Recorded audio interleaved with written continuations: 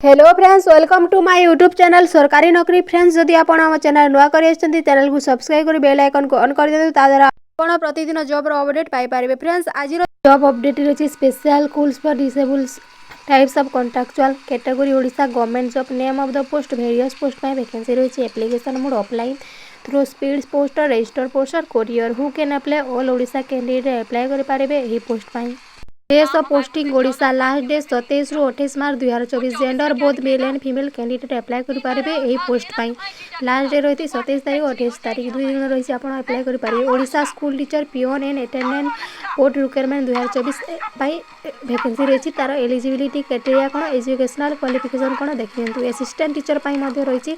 Assistant teacher पाई +2 science equivalent DHLS BASL। Art teacher पाई BFA visual fine और apply arts as applicable.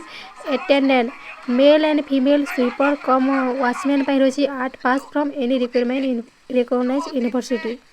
Sweeper पर matron और warden पाई मध्य रही। Graduate any discipline with a degree of diploma in concert stream cook पाई रही।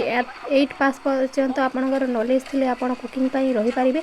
Physiologist पाई part time job रही। आप देखी नियंतु जदि आप फिजियोलॉजिस्ट ताले आप पार्ट टाइम जॉब पाई जदि अप्लाई करबा चाहते अप्लाई कर। स्पीच थेरापिस्ट पाई मध्य +2 science equivalent with DHLS BSLR। Physiologist पाई +2 science equivalent with diploma technique physiotherapy. PET पाई पार्ट टाइम टीचर रही। +2 equivalent certificate in physical education CPED रे। तापर फ्रेंड्स देखो post name assistant teacher train intermediate assistant teacher speech language therapist arts teacher visual attendant male female sweeper cum watchman mobility teacher warden matron पाई vacancy रही। Friends देखो आपणकर PET teacher पाई मध्य रही। Age limit as per 21/4/2002। Age limit 40 रु 60 पर्यंत रही। Maximum is 81 years minimum is 38 years.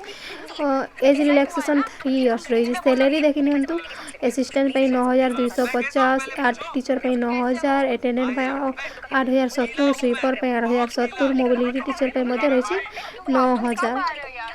तो फ्रेंड्स एटा आपणकर पर मंथ रहिबो। ता सहित आपण बोनस मध्य मिल पारे। मेट्रो वार्डन में रही 10,000। कुक पाई रही 8,390 पर मंथ। फिजियोलॉजिस्ट पाई 500 पर विजिट। आपन जदि दिने विजिट करि गले ताहले आपन को 500 मिलियो। फिर नेक्स्ट रे गले फिर 500। स्पीच थेरापिस्ट पार्ट टाइम मध्य यार सैलरी मध्य 500 रही। फिजियोथेरापिस्ट पाई मध्य 500 रही पर विजिट। तो फ्रेंड्स आप इंटरेस्टेड और एलिजिबल ताले निश्चय अप्लाई करूँ। देखो PET टीचर पाई मध्य PET पाई मध्य पार्ट टाइम रही 500 पर विजिट। सिलेक्शन प्रोसेस देखो candidate can be selected by merit list. आपनकर मेरिट लिस्ट रे आपन सिलेक्शन हम एग्जाम देबो पड़िबो। तो फ्रेंड्स जदि आप इंटरेस्टेड एलिजिबल ताले निश्चय अप्लाई करूँ। अप्लाई करबे आगर आप नोटिफिकेशन को डाउनलोड कर भल भाव में पढ़ी नियंतु। PDF को भल भाव में पढ़ी सारा आप अप्लाई करते। वीडियो भल लगी वीडियो लाइक करेंगे, चैनल को सब्सक्राइब करके जमार भूलें। नमस्कार।